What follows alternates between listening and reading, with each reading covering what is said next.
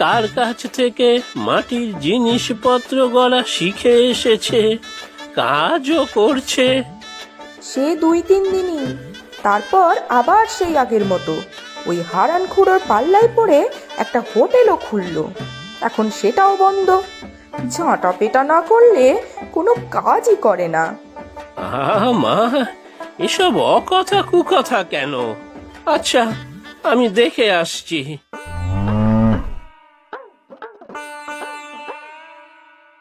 বুঝলি রে কমলি, যেদিকে দু চোখ যাই চলে যাব।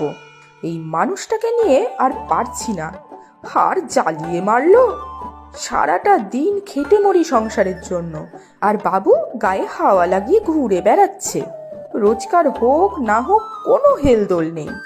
এই যে আমার বাবা এসেছেন, রোজ রোজ তো আর আসেন না, তাকে একটু আদর আপ্যায়ন করতে হয় নাকি? তাহলেই বোঝ। আর আশ্চর্য যে মানুষটা আমার ভয়ে কেঁচো হয়ে থাকতো, সে কিনা আমার চোখের সামনে বাঘ হয়ে ঘুরে বেড়াচ্ছে। যা বলি কানেই তোলে না। আজ আসুক, একটা এসপার ওসপার করেই ছাড়বো।